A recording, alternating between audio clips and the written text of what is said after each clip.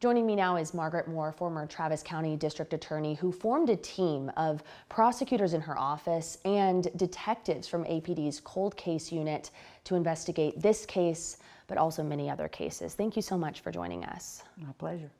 You are a longtime Austinite, living and working here when this crime occurred. Take us back first to what you remember about learning about this case. Well, what I remember is that it was one of the most horrific crimes that Austin had experienced during my time in Austin. I came here in '66, and there had just been the tower incident, but after that, I was in the DA's office for 4 years as assistant district attorney. I handled a number of murder cases that were pretty high profile, but nothing matched how horrible this crime was for this community. So many twists and turns, updates over the years. Bring us to today, learning this news. What was that moment like for you? I just get so emotional about it. When I took office, I was asked to meet with the cold case detectives and the family very early in the term. And the meeting was very emotional. The family was deeply desirous that the district attorney's office reopen the case and try to get to a resolution of it. That was a very easy commitment to make. I couldn't think of any greater honor that I could possibly ask for than to solve the yogurt case murders with all the history I'd had in this community. So that's when we met with them, we made that commitment. Cold case was very eager to get going on it and had been. So we mapped out a plan. That was in 2017, and so at that point, these families that you met with had been through dismissals, legal back and forth. 2 trials. Years of unanswered questions. What was that moment like, getting to hear from them as they continued to push for answers and ask you to take up the work? Well, I'm a mom and a grandmother, and their pain, it was just as real that day as it had been. So it really was an easy thing to say, of course, delighted, we want to do this. So, and we will never give up on it. So they were so grateful, and we went from there. I've heard it described by people who worked in your office as a war room that was constructed, dedicated to this case. We did that. We were able to assemble all of the evidence, retrieve it. It had been introduced in 2 different trials. Some was still at APD, so we housed all of the evidence and opened. We did have a conference room. We turned into a war room, and we used that for the rest of my term.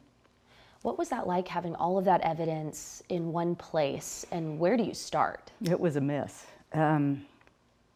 Well, they started with just sorting it out, figuring out what was still there and what, trying to get all that in order and logged in and just the mechanics of it. But the primary objective from the beginning was to identify the source of the Y profile that had caused the case to be dismissed. Quickly back up for people who maybe haven't followed every twist and turn. What was that Y profile?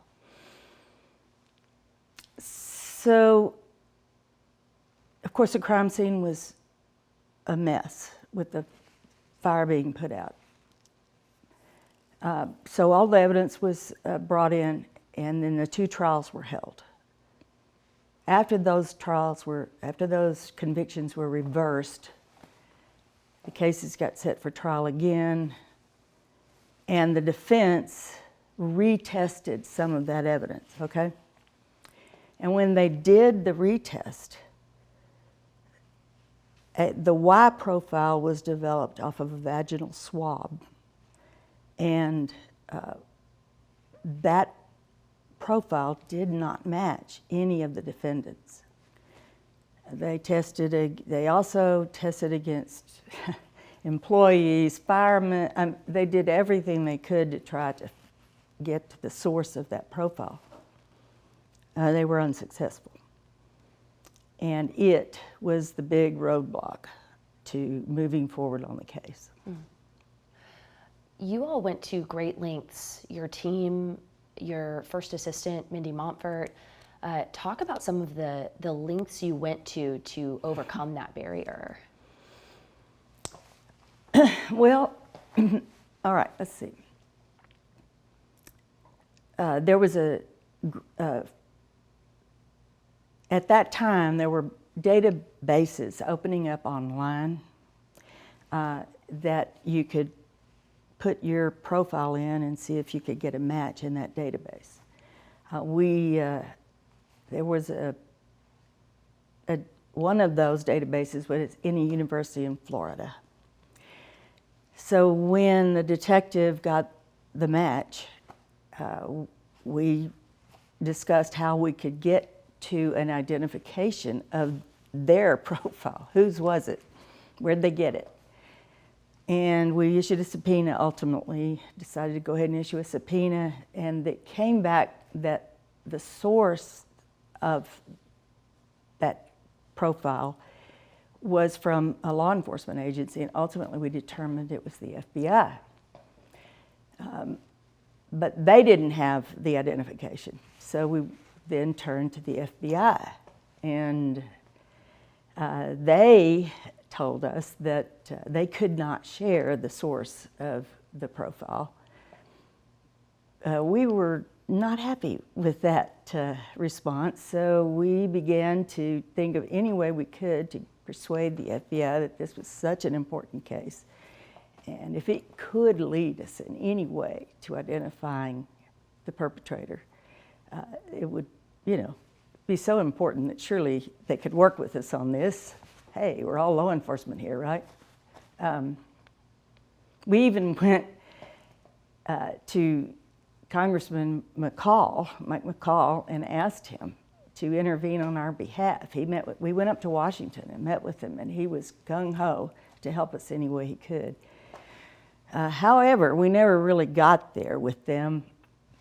Subsequent events, because we retested things, and the original Y profile that we had, ultimately we were able to retest it and get additional markers in that profile, which added information. And that information, the additional information, didn't match the full profile that they had. So ultimately that proved to be not useful information, but we went through quite a process to get there. We met with the district attorney from Sacramento, who had solved the Golden State cases using genealogical databases. And we met with her, and then she came to Austin, brought her entire team to go through all of the evidence with us and see what they could suggest could be retested, or some way to develop more DNA information to be useful. And went way above and beyond for us. So a lot of work was done. Yeah. You talked about the Y-string DNA. Were there any other barriers that you all hit or roadblocks that came up with this case? Well, there were roadblocks in place, from the get-go because of the condition of the evidence, the time that had passed. We were starting from scratch, but we didn't even, it was kind of a mess. So there was just a lot of legwork that had to be done, and re-examination of every single piece of evidence, everything that had happened between then and now. At that time,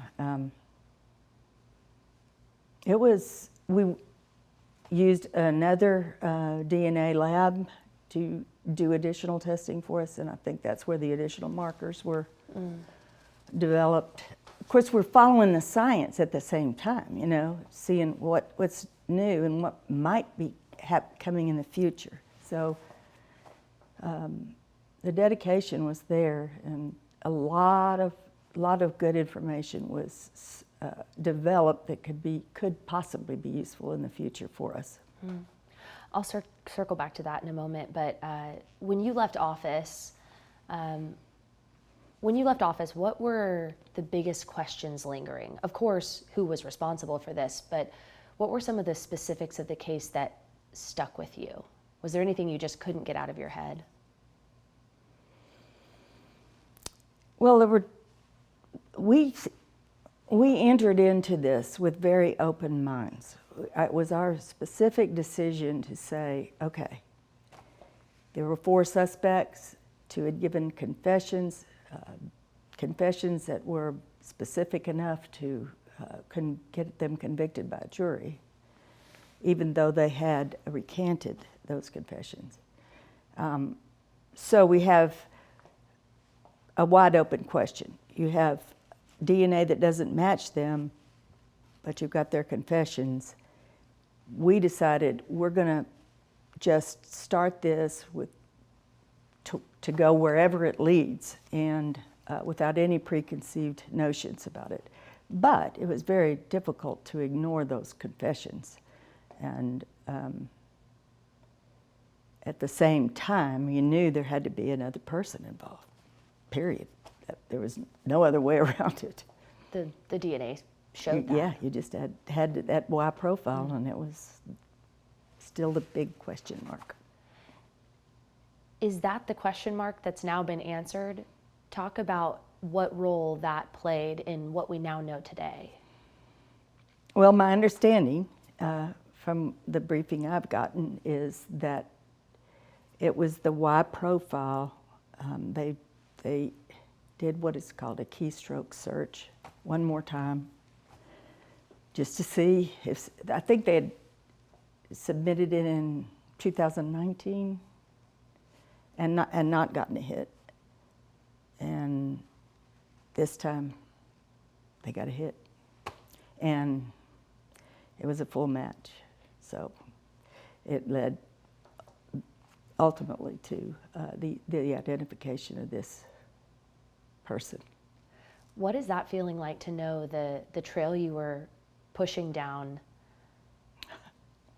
has resulted in this success today? Well, it's very emotional. It's very emotional. We lived with it almost every day. We were talking about it, you know, what else can we do? How can we get there? Wouldn't it be awesome if we finally got a resolution to this? And to be told that you're there after all this time and all that effort, it's one of the best things that I've ever experienced as a prosecutor. I do want to ask, is this a big breath of fresh air? Is this the end? Can families and people who've been involved in this sit back, or is there more work to be done? I personally believe that this is the perpetrator. One of the problems with the cases against the other 4 was always the lack of physical evidence, and that is still the case. The other thing is that, to my knowledge, they have seen no link between this person and the 4 defendants. I suppose, theoretically, there could be more investigation as to that, but don't see that that's going to be a high priority, given all of the information we have about this person. It so fits his MO and prior killings. It's pretty hard not to accept that he's done this. I mean, obviously he's involved. There's no way you get around that. Do you think there were any misconceptions about this case by the public over the years? There's been so much coverage and speculation, talk about it.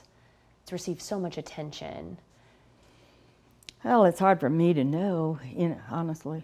There's always misconceptions, especially with something as sensational as this crime was. It's had national press, everybody's had strong opinions about it. Well, frankly, that's what makes it interesting and difficult to be on the inside of it, because you know that information on the outside is always going to be flawed. But the main thing I've gotten over the years is that this community wanted to see this case resolved, and it's finally happened. How did this crime change this community?